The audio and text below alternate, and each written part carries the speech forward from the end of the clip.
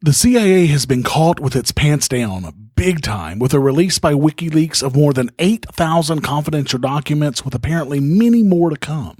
What do you need to know about this release? I'll tell you. Thank you for joining me on the 33rd episode of The Lava Spurt, CIA's Vault 7. And make sure to hang out to the end of this episode for your chance to win a prize pack. Welcome to The Lava Spurt, the weekly offshoot of the lava flow. Channeling the flow of information to the libertarian, anarcho-capitalist, voluntarist, and agorist community. Brought to you by my per-episode donors. Thank you. Here's your host, Roger Paxton. A total of 8,761 documents have been published as part of Year Zero. The first in a series of leaks, the whistleblower organization WikiLeaks has dubbed Vault 7. WikiLeaks said that Year Zero revealed details of the CIA's global covert hacking program, including weaponized exploits used against company products, including Apple's iPhone, Google's Android, and Microsoft Windows, and even Samsung TVs, which are turned into covert microphones. These documents cover a period of years between 2013 and 2016. WikiLeaks claims that this is the largest intelligence publication in history. WikiLeaks tweeted this leak, which it claims came from a network inside of CIA's Center for Cyber Intelligence in Langley, Virginia. Among the more notable disclosures which, if confirmed, could rock the technology world, the CIA has managed to bypass the encryption on popular phone and messaging services, such as Signal, WhatsApp, and Telegram. According to the statement from WikiLeaks, government hackers can penetrate Android phones and collect audio and message traffic before encryption is ever applied. This is huge, folks. If this is actually true, and it seems that it is, it means that the end-to-end encryption protection given by Signal and Wire, both of which I have recommended to you in the past, is useless. If the CIA can gain access to your device without your knowing, they can see the messages that you are sending in clear text before you ever send it, and before the encryption is ever applied. To be clear, according to Edward Snowden's analysis of these documents, the software itself in Signal and Wire is not vulnerable and has not been broken. But, as he says, it is a much bigger problem that the CIA can easily hack into your iOS and Android phones. And the CIA exploits aren't just happening to your phone. Among the various techniques profiled by WikiLeaks is, quote, Weeping Angel, developed by the CIA's Embedded Devices branch, which infests smart TVs, such as Samsung TVs, transforming them into covert microphones. After infestation, Weeping Angel places the target TV in a fake-off position, so that the owner falsely believes that the TV is turned off when it's actually still on. In fake-off mode, the TV operates as a bug, recording conversations in the room and sending them over the internet to a covert CIA server. And according to Kim.com, this is likely not just happening to Samsung smart TVs, but it's also likely possible with your PlayStation and Xbox as well, and possibly even other consumer gadgets such as your Amazon Echo and Google Home devices. The CIA also runs a very substantial effort to infect and control Microsoft Windows users with its malware. This includes multiple local and remote weaponized zero-day exploits, air-gap jumping viruses such as Hammer Drill, which infects software distributed on CDs and DVDs, infectors for removable media such as USBs, systems to hide data in images or in covert disk areas, and even systems that keeps its malware infestations going. And don't think that your Mac OS X, Solaris, Linux, or any other operating systems are safe either, because they aren't. These documents reveal that they are just as vulnerable. And as of October 2014, the CIA was also looking at infecting the vehicle control systems used by modern cars and trucks. The purpose of this control is not specified in these documents, but it would permit the CIA to engage in nearly undetectable assassinations, not to mention total surveillance of the vehicle. The techniques used by the CIA includes dozens of zero-day weaponized exploits against a wide range of US and European company products. A zero-day vulnerability refers to a hole in software that is completely unknown to the vendor. This security hole is then exploited by hackers before the vendor can become aware of it and can hurry to fix it. WikiLeaks claims that the CIA lost control of the majority of its hacking arsenal, including malware, viruses, trojans, weaponized zero-day exploits, malware remote control systems, and associated documentation.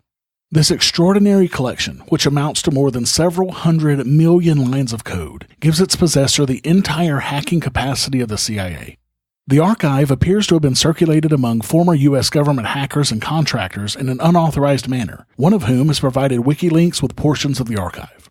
Once a single cyber weapon is loose, it can spread around the world in seconds to be used by rival states, cyber mafia, and teenage hackers alike. Serious vulnerabilities not disclosed to the manufacturers place huge swaths of the population and critical infrastructure at risk to foreign intelligence or cyber criminals who independently discover or hear rumors of this vulnerability. If the CIA can discover such vulnerabilities, then so can others. By the end of 2016, the CIA's hacking division, which formerly falls under the agency's Center for Cyber Intelligence, had over 5,000 registered users and had produced more than 1,000 hacking systems, trojans, viruses, and other weaponized malware. Such is the scale of the CIA's undertaking that by 2016, its hackers had utilized more code than that used to run Facebook. In the wake of Edward Snowden's leaks about the NSA, the U.S. technology industry secured a commitment from the Obama administration that the government would disclose on an ongoing basis, rather than hoard, serious vulnerabilities, exploits, bugs, or zero days to Apple, Google, Microsoft, and other U.S.-based manufacturers. But to be fair, who actually believed that the government would keep such a commitment? And according to a tweet today from Snowden himself, these documents reveal the very first ever evidence that the United States government is not just finding these exploits and keeping them secret themselves. They are actually paying for these exploits from hackers. The U.S. government is actually paying to keep these exploits secret so that they can use them against us, in direct violation of the promises made by the Obama administration, not to mention the Fourth Amendment to the U.S. Constitution. Documents also show that the U.S. government is sharing these exploits with other government agencies, including the UK's Government Communications Headquarters, the GCHQ, an organization that is known to spy on journalists. In a statement to WikiLeaks, the source of this massive leak details policy questions that they say urgently needs to be debated in public, including whether the CIA's hacking capabilities exceed its mandated powers and the problem of public oversight of the agency. The source wishes to initiate a public debate about the security, creation, use, proliferation, and democratic control of cyber weapons. Now look, this is perhaps the scariest leak ever, including, in my opinion, scarier than the information that Snowden leaked. Keep in mind, folks, that these holes exist for anyone to exploit. If the government can find these holes, others know about them as well. Hackers, foreign governments, script kiddies, the mafia, criminals, anyone you can imagine may know about these vulnerabilities. Hell, we know the U.S. government paid for some of these exploits, likely from hackers, and we know that this information has been in the wild for a while now. At this point, there is no way that you can consider any data that you own to be safe from vulnerability. Act as if everything you've ever digitized has been compromised. You know that Samsung, Apple, Google, Yahoo, and many other companies are in a bit of a tizzy right now. Their security departments will be working overtime over the next few months trying to find and fix all of these vulnerabilities. I highly recommend that if you have any communications devices that connect to the internet in any way, that you keep an eye out for the updates, because they will be coming quickly and they will hopefully be patching some of these vulnerabilities very soon. Either way, I encourage you to be very careful in your communications until this is resolved. Your cell phones, computers, TVs, gaming consoles, vehicles, smart devices, voice assistants, and anything else that connects to the internet can no longer be considered safe. Be careful out there. Also, don't forget about the new contest that I'm running through the month of March. The prize pack is a Pax Libertas Productions t-shirt from the PLP show of your choice, including this show, The NCAP Barbershop, Free Coast Freecast, or even Resist the Empire. You'll also receive a Lava Flow tote bag and a copy of one of my favorite libertarian books signed by the author. All you have to do to be entered in this contest is fill out a simple short survey that has 17 questions. It will take you about 5 minutes of your time, and it will really help me out. And if you want to be entered into the contest, just put your email address in the last question. You can fill out the survey and get your chance to win this prize pack by going to thelavaflow.com/survey. Now, you're only going to hear about this contest on the Pax Libertas Productions podcast shows because I want to restrict it only to people who actually listen to the show. So don't expect reminders on Facebook or other social media for this contest. Go do it now before you forget. Good luck in this contest. Until next time, keep striking the root. Thank you for listening to The Lava Flow at thelavaflow.com. Don't miss an episode. Subscribe now at thelavaflow.com/subscribe. This has been a Pax Libertas Productions podcast.